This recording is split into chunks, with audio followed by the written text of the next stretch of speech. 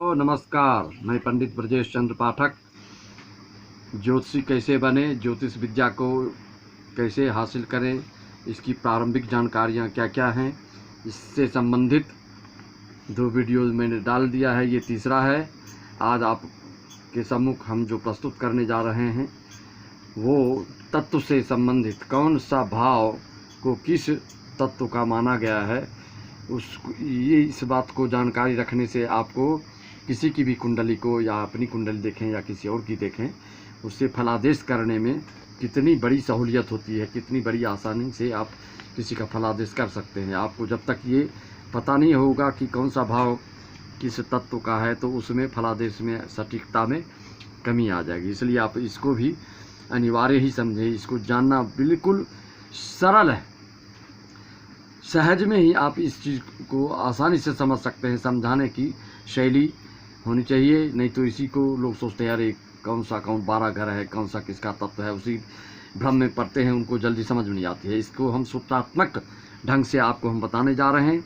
आपको मात्र 4 ही याद करने हैं, उसी में आप 12 घर को तत्व को आसानी से कैसे समझ सकते हो उसको हम प्रस्तुत कर रहे हैं। आप ठीक से इसको श्रवण करें, ठीक से सुने और अपने सुहित जन को भी बताएं।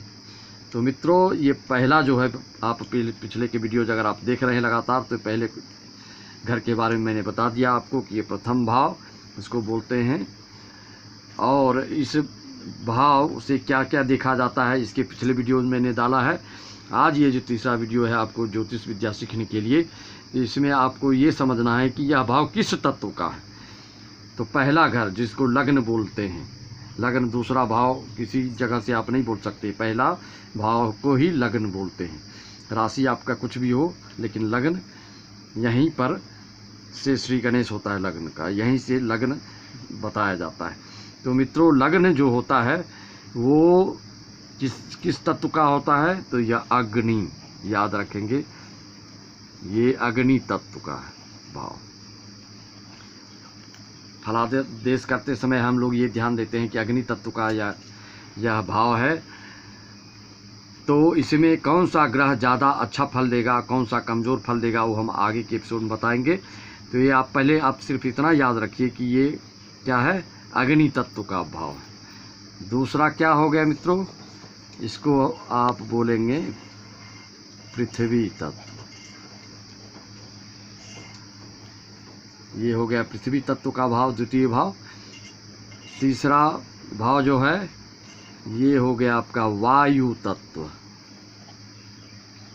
वायु तत्व। और चौथा भाव माता का भाव, भवन का भाव, सुख का भाव, जो बताया था आपको पिछले एपिसोड में, तो ये हो गया आपका जल तत्व, जल तत्व का भाव। कुल मिला के आप ये ध्यान दें, ये आपको यही 4 ही याद करना है।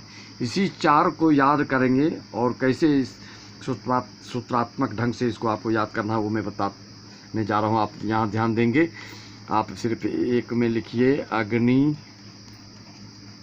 तत्व, दूसरा हो गया आपका पृथ्वी तत्व, तीसरा हो गया आपका वायु तत्व, चौथा हो गया जल तत्व। बस ये 4 आप याद रखिए और इसको कैसे आप पूरे घर में बिठाएंगे वो देखिए। प्रथम भाव से अग्नि तत्व, फिर द्वितीय भाव में पृथ्वी तत्व, तीसरे भाव में वायु तत्व और चौथा भाव जल तत्व। इसी की पुनरावृत्ति बार बार होती है मित्रों। दोस्तों ध्यान दें, आपको बिल्कुल कठिनाई नहीं होगी। तो पहले में अग्नि, पृथ्वी, दूसरे में, तीसरे में वायु तत्व, चौथे में जल तत्व, इसी की बार बार पुनरावृत्ति होगी। अब इसके बाद पंचम भाव फिर हो जाएगा आपका अग्नि तत्व।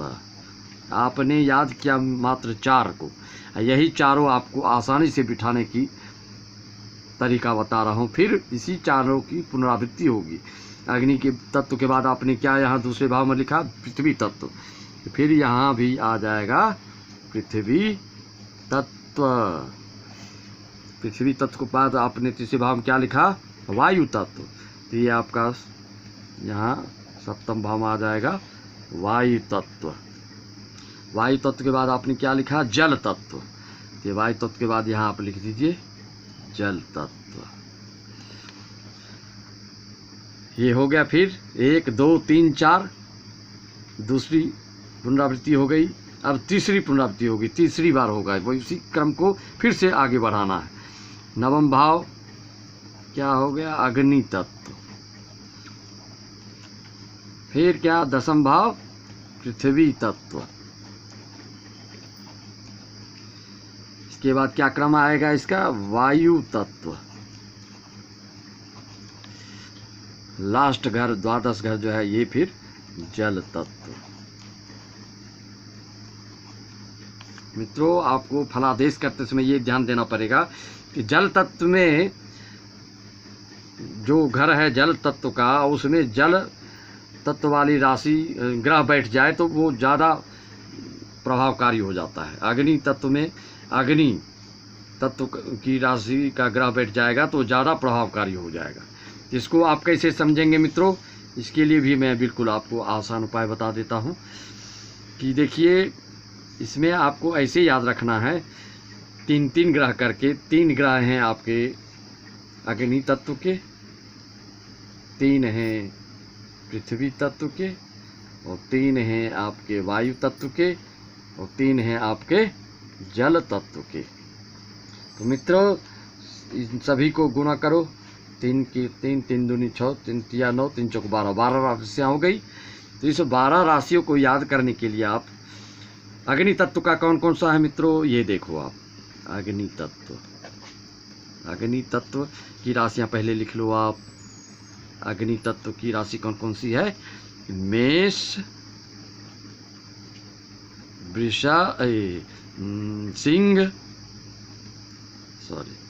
सिंह, इसके बाद धनु और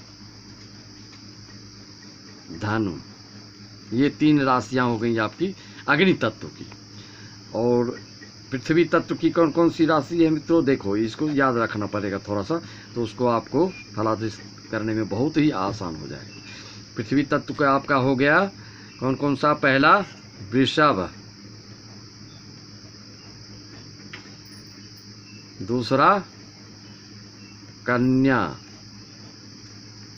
और तीसरा मकर।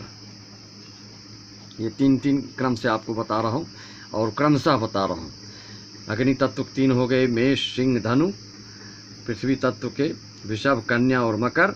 और वायु तत्व को आपको याद रखना है, वायु तत्व। ये हो गया आपका मिथुन, तुला और कुंभ। ये हो गया आपका वायु तत्व। चौथा जल तत्व। जल तत्व की कौन कौन सी राशि हो गई? तो कर्क, दूसरा वृश्चिक,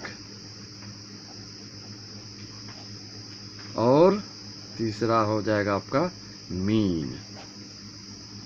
तो इसको ध्यान देंगे आप।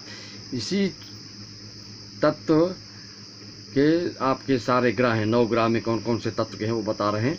अब आपको ये ध्यान दीजिए, इसको क्रम से आप यही याद रखना है आपका कि अग्नि तत्व कौन सा है? मेष, सिंह, धनु। पृथ्वी तत्व का कौन सी राशि है? वृषभ, कन्या और मकर। वायु तत्व की कौन सी राशि है? मिथुन, तुला और कुंभ। जल तत्व के कौन सी हैं राशि? कर्क, वृश्चिक और मीन। इतने को याद करने से आपको फलादेश में ये सब अनिवार्य चीज़ हैं। इसको जब तक आप याद नहीं करेंगे तो अच्छे ज्योतिषी नहीं बन सकते, अंदाज से नहीं। ये सब आपको प्रारंभिक जानकारी जो दे रहे हैं, इसको आप रट लीजिए, याद कर लीजिए, तो आपको फलादेश करने में बहुत आसानी होगी मित्रों। तो इस चीज़ को आपने आज इस एपिसोड में समझा। अगले एपिसोड में आपको मैं ग्रह के बारे में, कौन सा ग्रह कहाँ बैठेगा तो क्या फल देगा और क्यों वहाँ पर ज़्यादा वो प्रभावकारी हो जाता है।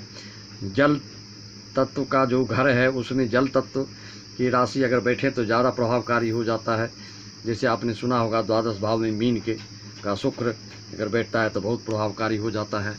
तो अग्नि तत्व में अगर जल तत्व का कोई ग्रह बैठ जाए तो वहाँ पर वो फिर कमज़ोर हो जाएगा। ये सब आगे की बातों को मैं अगले एपिसोड में अवगत कराऊंगा आपको मित्रों। आज आप इतना ही करिए, थोड़ा थोड़ा करके करिए, आप करते जाइए, देखिए आसानी से महीने 2 महीने में आप 15 से 20 वीडियोज़ में ही आप पूरी जानकारी, बेसिक नॉलेज आपको हो जाएगी और धीरे धीरे आप कुंडली देखना प्रारंभ कर देंगे।